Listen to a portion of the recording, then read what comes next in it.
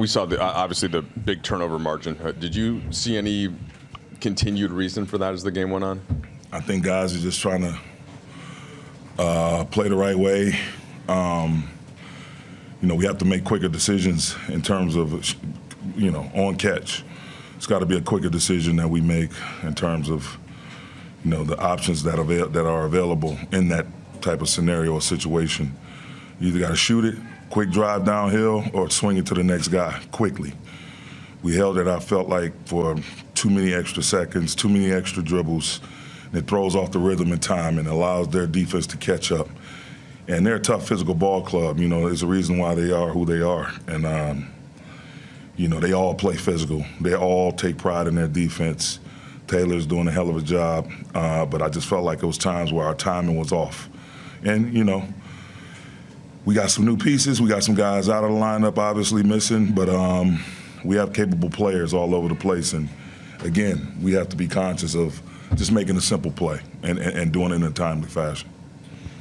Defense was terrific in the first half. Was there anything with the way Ja was able to get going in the third, Darvin, that you saw kind of?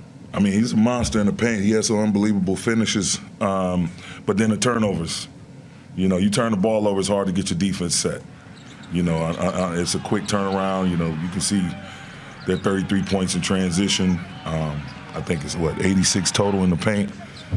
A lot of that was attributed, it was a cause and effect with our turnovers. But, my hat's off to them. They got a hell of a player over there in Ja, hell of a team. They're well coached, and they just forced their will in the paint on us today. Darvin, you've had 6 new players since mid-July. That's always a challenge mid-season. Do you think a game like this kind of shows the level? Since mid-January or July? Oh, January. Sorry, I might have said the wrong thing. I got more than 6. But do you think a game like this shows just how LeBron kind of makes the blending just that much easier, and his head for the sort of everyone's place on the court just kind of makes the blend? Absolutely. You got, arguably the best player to ever play the game. You're going to feel his absence. That's for damn sure. But, these guys, like I said, we have capable players at all positions. And, it's just a matter of us slowing down, understanding what we got to get to, making sure our spacing is correct, and then having a rhythm to what we're doing. Not just dribbling, probing, holding. Like, we just got to get to it. We got to get in and out of our actions to get to a second side or third side action as quickly as possible. And obviously, again, we turn it over and we struggle with the rhythm of the game today offensively. Just that simple, but what did you see as the biggest reason for that, and how did that impact the game? That was the game. I mean, anytime you turn the ball over 26 times, 20, whatever, we had 25, 26, for 41 points, it's like spotting the team, basically 41 points. So I think they had, 7 turnovers, 9 turnovers, something little. I think we only had 9 transition points or points off turnovers. That's the game right there. So no LeBron, D'Lo still out, and 2 of your primary ball handlers, still some new guys working in. How do you try to overcome some of that as you try to find cohesion in these groups, and some guys have to maybe step up and make more plays than usual? Yeah, I mean, like you said, it's a little difficult, just because a fairly new team to one another. But we got to get it quick, and this will be a big learning experience for us. We can go back, watch this film, and kind of see the mistakes we made, talk it out, have a real conversation with one another, because that's the only way we're going to get better. It's kind of show just how supercharged LeBron can make team chemistry just by sort of his presence and understanding of the game. Yeah, I mean, it's LeBron James, pretty good basketball player, pretty good, leader. He makes the game easy when he's playing, and even when he's not playing, he's talking over scenarios in halftime, things that we could look at, things that we could, have an advantage doing. So LeBron's LeBron. What did you see from Ja in the third? And is there anything you guys could have done differently, or is that just a great player going to a special place? I mean, obviously he's a really good player. you never want to take credit for what he did. I don't even know how many he had. Obviously, had a really good game. Huh? 28 In the third? Oh, damn, that's that's a lot of points. franchise. That's impressive. But there's definitely things that we're gonna watch film and see that we can do a little different to kind of try to keep him in control. But he's an all-star for a reason. But defensively, we probably just got to be a little better. Darvin and AD both spoke with a ton of confidence about the challenge ahead, even without LeBron. How do you see the belief level of the group? It's high. I mean, like you said, those two said, the energy is really good. Obviously, you never want to see any of your teammates go down. Obviously, Bron's a big part of what we do. Pretty good player, as I said. So you never want to see that happen. As someone that's kind of, puts a lot of the work on his shoulders when he's playing. So it's a little different when he's not playing. So we just got to, like I said, have conversation with one another, watch film together, and figure out, how everybody likes to play. But, we have a lot of talent in the room, and I think even tonight shows that, we can play with anyone. If we just control one, basically the turnovers, then, that's a very winnable game. Being hurt, coming back out of the rotation for a minute tonight, kind of being called upon again. How have you kept your head throughout the season? Just staying in the gym, controlling what I can control, understanding that God has a plan for me at the end of the day, having faith and trust in the man above, and just leaving it out there every single day. If I don't get onto the court, go to the gym, stay in the gym, sleep in the gym, live in the gym. So that has allowed me to, just be therapy through the ups and downs and understand that, it's gonna come back, and just stay ready. You can't be too high, you can't be too low. You got to have balance between it all, and just continue to be better than what you were yesterday. I know you're somebody that never loses confidence offensively, certainly with your shot or anything like that. You showed that tonight. What are the things that you're trying to pick up still with this team defensively, with guys out, the way that kind of Memphis was able to capitalize tonight? Being disciplined as far as game planning, who can shoot, who's not a shooter, who I can sag on, who not to sag off of. Just KYP. Getting over screens, staying aggressive on both ends of the floor, and just having fun, most importantly. Lonnie, the blend of this team, I mean, what areas are you really going to have to compensate for not having somebody as with as much knowledge as LeBron has to kind of quicken how this team comes together after so many changes at the deadline? I think it all comes with just, continuing to grow. We have a lot of players. We have a lot of talent. It's just about playing the right way together, trusting each other, making an extra pass, and if we want to win, we got to trust each and every single one of us, whether it's on the defensive end or the offensive end. We owe it to each other if we're trying to make it to the playoffs. There's only 20-plus games left. So I think it's just all about understanding, all right, the big dog is out. We all got to take it to another level and take advantage of that opportunity. How's your finger doing? It's good. I'll be fine. Say nothing, too. How has your role changed, you feel like, for starting versus coming off the bench? You feel like it? I would say for the most part, it's just about being ready, man. I don't think I have a specific role at the moment. I'm out of the rotation, which is totally fine. We're winning. Most importantly, we're trying to get to that playoff end. I just got to stay ready. And when I get on the court, just be aggressive on both ends. Where did you see that is building throughout, and what was the cause? Just indecisive. Indecision. They're a physical team. I think they got into us a little bit. And we were just a little hesitant, whether it was a drive shot, early on we were losing the ball, unforced turnovers, and then we got, some forced ones, but, we just got to take care of the ball. 26 turnovers, I think they had for 41 points, 61, 81, something like that, points in the paint. Like, we just got to be better, taking care of the basketball, which we have been lately, and which has led us to victories. But, I think we competed. We did a great job defensively. I mean, Ja got going, based on our coverage, but